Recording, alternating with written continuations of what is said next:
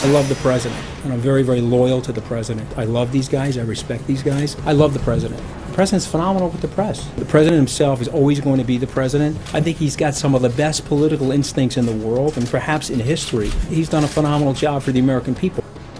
All right, that's the new White House Communications Director, Anthony Scaramucci, wooing President Trump. Sean Spicer, the former press secretary, is out, as you may have heard. So will these changes somehow turn around the White House's messaging and its relationship with the press? Let's bring in Chairman of the American Conservative Union, Matt Schlapp, and former White House Communications Director under President Obama, Anita Dunn. Great to see both of you. Great to be here.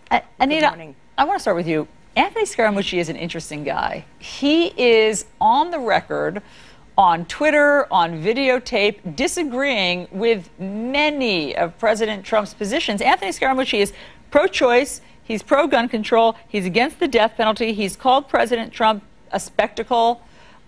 He said that he doesn't like how President Trump has spoken about women. I mean, I could go on. How is this going to work for him to be the head of President Trump's communications team? You know, it's not unusual for people who in the past have disagreed with a candidate to end up working with them, especially when you've gone through a contested primary process. This does seem to be a rather aggravated example of that. You know, Anthony Scaramucci has made the decision he is going to be Donald Trump's spokesperson, and in that capacity, he is in many ways like his lawyer. I've always said a good press secretary is like a good lawyer. You're arguing your case. What's interesting about his approach to the job is that rather than seeing it as a job where he's communicating the administration's priorities out to the public, at least initially he seems to see this job as one where he has to communicate to the president how great he is. That is a non-traditional job description for the White House Communications Director. That's a diplomatic term. It's a slightly non-traditional. And Matt, look, it's been said before that there is a constituency of one sometimes when you hear the press office speaking, because they know that they're going to go back to the White House and President Trump is going to give them a grade on how he thinks they did. So sometimes they telegraph their feelings directly to the president. As you heard, I think Anthony Scaramucci, they're saying, I love the president is wonderful. But what about all of these different positions that he's had than President Trump? Does he just sublimate his own feelings? And now he's no longer pro-choice, he's no longer pro-gun control, he no longer has any objection to what the president has said in the past? Yeah, it's the hard, cold reality, Allison. You know, when you join an administration, when you work for a White House, it's no longer about your opinions, it's about the president's opinions. And the hard thing for people who are in the communication shop who have to actually speak for a president is they have to kind of put their ideas aside. And the reason why you take the job, you might ask yourself, well, why would someone who has disagreements with the president take the job? In most cases, it's because they really admire that president they work for. They like the agenda overall.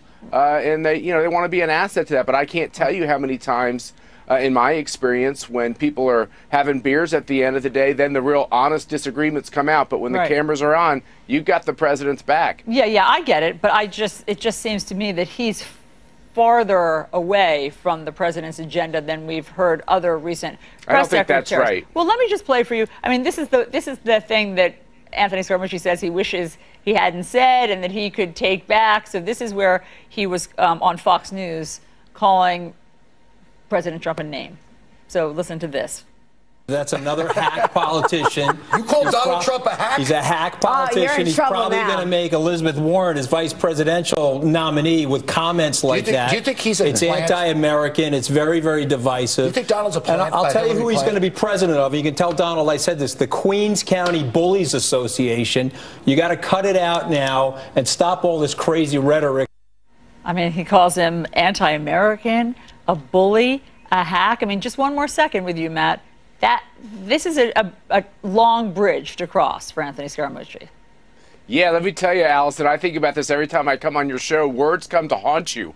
And I don't think the president, if he's ever mad at Scaramucci, I think you might play that tape for him and remind him that he said these things. But look, the president has seen it all. And I know that they have a good and warm personal relationship. And actually, it's exactly what the White House needs. The president needs a communications team who he will listen to and who he respects at this time more than ever. Anita, President Trump just has a new tweet out right now. Let me read it for you. I know that you haven't seen this yet, so you'll be responding in real time. Drain the swamp. should be changed to drain the sewer.